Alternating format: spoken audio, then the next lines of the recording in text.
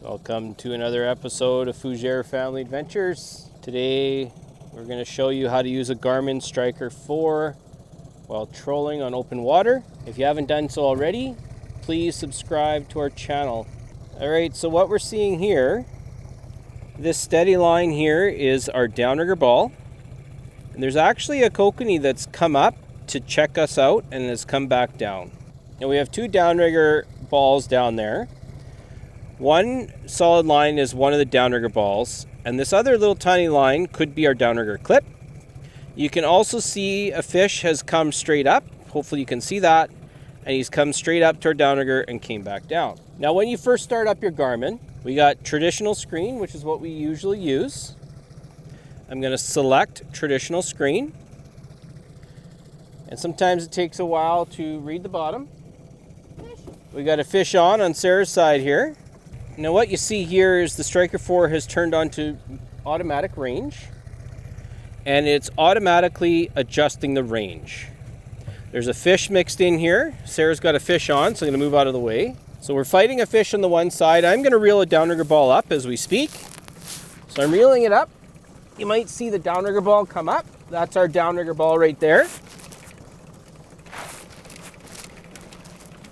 So that was our second downrigger ball come up on the screen. Now when you start your Garmin Striker 4, it will not show the speed. These units have a GPS system in them, so you can actually program it so you can see your speed. You can see your speed in miles per hour or kilometers per hour. It's up to you. Now after you turn the Garmin Striker 4 on, you will have your depth, your surface temperature, your battery voltage, and your time. For whatever reason, in order to get your speed, you need to hit the back button and select traditional again, and then your speed will come up on the screen. Now when you're using a Garmin Striker 4 on open water, and we have the automatic depth setting, sometimes two things will happen. The depth will correct itself to the wrong depth for two different reasons. The first reason is when you have your downrigger balls at a set depth, sometimes the Garmin Striker 4 will pick this reading up as the bottom and it will zoom in. Other times, you will go over a large school of fish and the Striker 4 will zoom in. It'll give you a wrong reading. What I like to do is to set your depth manually. It's very simple in the Striker 4. All you need to do is press a cursor key and set your depth. Now I like to set my depth so that it's reading just above the writing, so you can set it like this and see your writing. But I want to see the bottom. Fish on, Austin. Fish on. You got that one set? Perfect. So I'm going to put this back to manual setting. Austin had a fish on. Now we have to reel our downrigger up, so we're going to reel it up, and you should see the downrigger ball come up.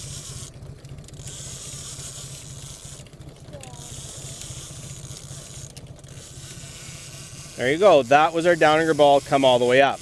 So now we are going to put a downrigger ball down. We're going to go down to 25 feet again.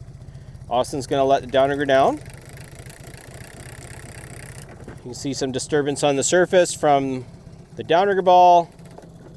And that was our little drop there. That was our downrigger ball. Again, that tiny little blip above here is more than likely a downrigger clip, because the clip is actually higher in the water column than the downrigger ball. And now we're going to get trolling again. We did have a pretty good school of fish. You can see here, there's another school of fish up at 10 feet. That's a good signature. And kokanee are great. They'll actually come straight down. You see these guys are coming straight up. So 1, 2, 3. There's 3 kokanee in the area here right now. And this one here is a pretty good signature. Another feature that I like to use when we are trolling in open water on the Garmin Striker 4 is the A-scope. Now A-scope is quite easy to get to. All you need to do is select it in the menu screen. Now to select A-scope, you hit the menu button, and sometimes you're up at the top here at range. Scroll all the way down to sonar setup, select it, down to appearance, select it, and then come down, and if it's not on already, turn on your A-scope. If I select this now, it turns off my A-scope, So if I go back, back, back, my A-scope is no longer there. Now A-scope is great because it's a real-time signature of what's going on, and then your history scrolls to the left. So we're going to put A-scope back on. We're going to get back in the water here, and I'll show you some more features. Sonar setup, appearance, A-scope on, back, back, back, and there's our A-scope. Now you can see here, these little blips, hopefully you can see those. That's actually our boat bouncing up and down from all the waves. So it's something you need to be mindful of as well. We're getting hit from the side. So our downrigger ball is just bouncing along in the waves. This is a result of the waves moving our boat up and down in our downrigger balls. Now if I put this back on automatic range, you may see our downrigger balls get picked up by the transducer and the range adjusts itself. So we had another fish here that's coming down. There's another fish came up from the bottom. So there's actually two fish here behind our downrigger ball. There's a fish on, Austin. There you go. Yeah, this can be yours if you want. You can take it. Okay, Austin's reeling a fish in. I'm going to reel up one of our downrigger balls. You should see it come up. Feels good. Fighting good. That's our downrigger ball coming up right there. And we are at the top.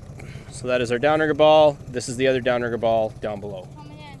Reset it. You'll also see up here in the Garmin Striker 4, sometimes we get quite a bit of disturbance. Now that, some people say, depends on what side of the boat you mount your transducer. I mount mine on, I guess, the left side if I'm facing forward. Some people say it should be below you on the right side. This works for me.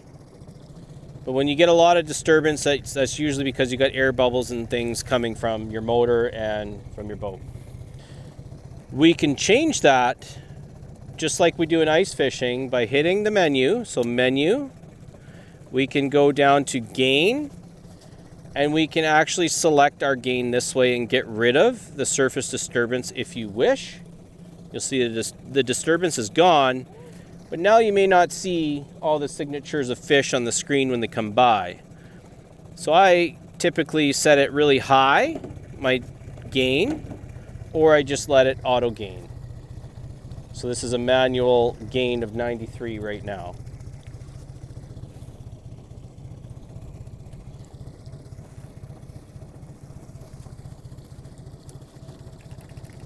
Okay, we got another downrigger ball going down. You'll see a downrigger going down right now. It comes down quite quickly. And once it levels out, there you go. There's our downrigger ball. So we're going to set that gain to auto high. There it is there. Select it down, select. Now we are auto high gain setting. So we're getting hit with a lot of waves here. And I'm just going to hold on to the boat. That's all waves that you're seeing right there. No big deal.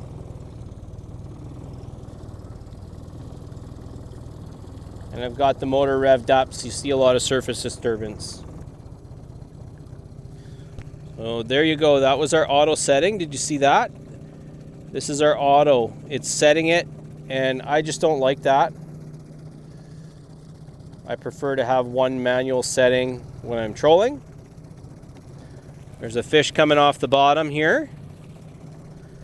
And just, you got to remember, we're trolling and that's our history. So this fish has already been there. That's the fish now in real time. So he's staying below our transducer, which means he's close to our downrigger ball. That's one way we can tell. And if he stays at that level, eventually 75 feet back, our gear is going to come right between them. So he'll see our gear. But right now he's staying right with our downrigger ball as we speak. And now he didn't like it, so he's coming down a bit. And that's how these fish work. You can see with that A-scope, the Garmin Striker 4 really gives you a real indication of what's going on. If we were right behind our downrigger ball, there's a pretty good chance we would be getting hit right now. Now the reason why we don't go right behind our ball when we're fishing shallower water, the fish can be spooked by our boat. Now you can see at 25 feet, they're not quite spooked by our boat, so we might be able to get away with staying right behind our ball. But at 25 feet, if I see a school at 10, sometimes I can lift my ball up to 10 feet, 15 feet, and I can hit those fish that are there because I have such a further setback. Now if I'm closer to my ball, those fish are going to scatter and I'm not going to get a chance of catching them. But having a further setback allows me to change my depths on my downrigger ball and catch active fish. So that's Austin's downrigger ball at 15 feet there. So once we know that this is downrigger balls, we can fish comfortably with everything else coming in being potential fish.